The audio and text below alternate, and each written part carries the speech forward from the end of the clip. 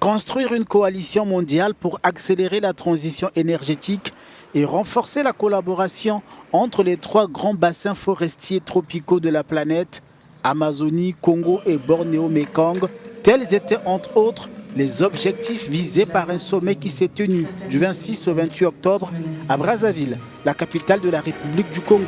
Au moins 10 chefs d'État du continent ont répondu présents à ces retrouvailles. En revanche, aucun chef d'État d'Amazonie et du Bornéo n'a fait le déplacement de la capitale congolaise.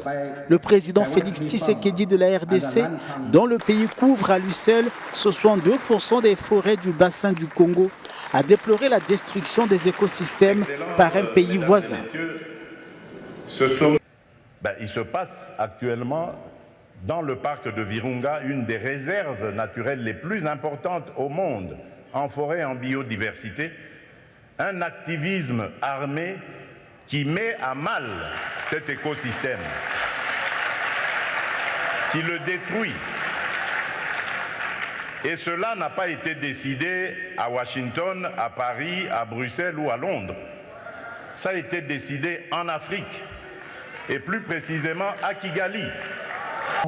Le patron de l'ONU, Antonio Guterres, les présidents français Emmanuel Macron et brésilien Lula da Silva sont intervenus en visioconférence pour saluer la tenue de ce sommet sur les trois grands bassins forestiers tropicaux.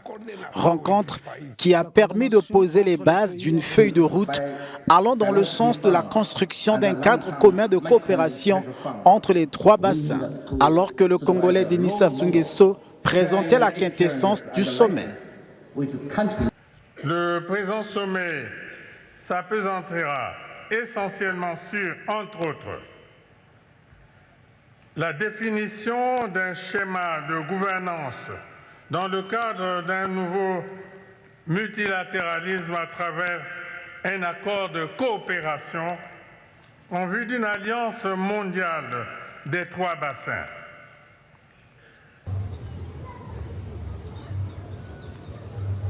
Au sommet de Brazzaville, sur les trois bassins forestiers tropicaux, le deuxième du genre après celui de 2011, les participants ont souhaité que ces réunions se tiennent à intervalles réguliers.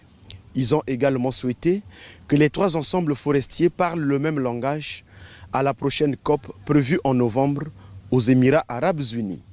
L'Aude Martial, à Brazzaville pour Africa News.